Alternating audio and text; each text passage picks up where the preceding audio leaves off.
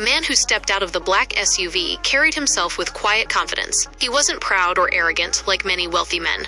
Instead, he greeted every worker with a smile, asking about their families and thanking them for their hard work. The workers respected him, not because of his money, but because of the kindness he showed everyone. His name was Boaz. As he walked through the farm, he noticed a young woman standing quietly near the entrance. She wasn't talking to anyone or trying to attract attention. She simply stood there patiently, waiting for someone to give her a chance. Boaz turned to the supervisor. "Who is that young woman?" The supervisor looked toward Ruth before answering. "Sir, she came here this morning looking for work. She said she's new in the village and is willing to do any honest job. I was just about to speak with her before you arrived." Boaz nodded. "Call her." Ruth walked over respectfully. "Good afternoon, sir." Boaz smiled warmly. "My supervisor tells me you're looking for work." "Yes, sir. What's your name?" "My name is Ruth. And where are you from?" "I came here with my mother-in-law, Mama Naomi." The moment Boaz heard the name, his expression changed. "Naomi? The wife of Papa Elimelech?" "Yes, sir. I heard she returned to the village recently." Ruth lowered her head. "Yes, sir. After losing her husband and her 2 sons, we came back with nothing." Boaz remained silent for a moment. He had known Papa Elimelech years ago.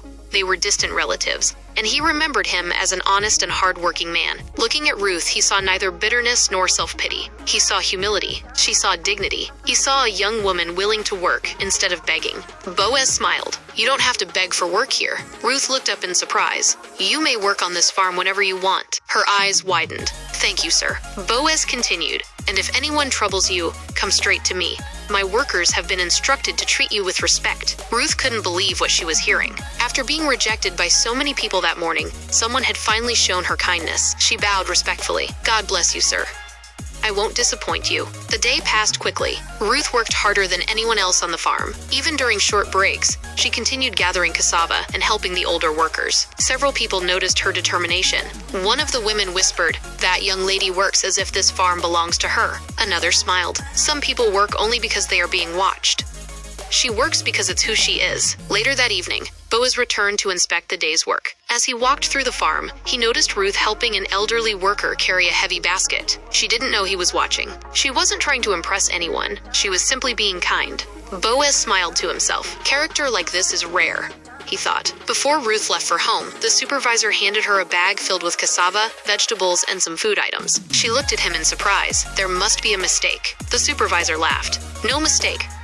The boss asked me to give these to you." Tears gathered in Ruth's eyes. She thanked everyone before carrying the heavy bag home. When she arrived, Mama Naomi was waiting anxiously outside. The moment she saw the food, she was speechless. "My daughter, where did all this come from?" Ruth smiled. "I found work on a large farm today." Mama Naomi looked at the food again. "This is far more than anyone would pay for one day's work." Ruth nodded. "The owner was kind to me." "What is his name?" Ruth answered softly. "They called him Boaz." The moment Mama Naomi heard that name, she froze. She slowly sat down. Then a smile spread across her face for the first time in many months. She looked toward the sky and whispered, "Lord, could this be the beginning of our restoration?" Ruth looked at her in confusion. She had no idea why hearing the name Boaz had filled Mama Naomi with so much hope.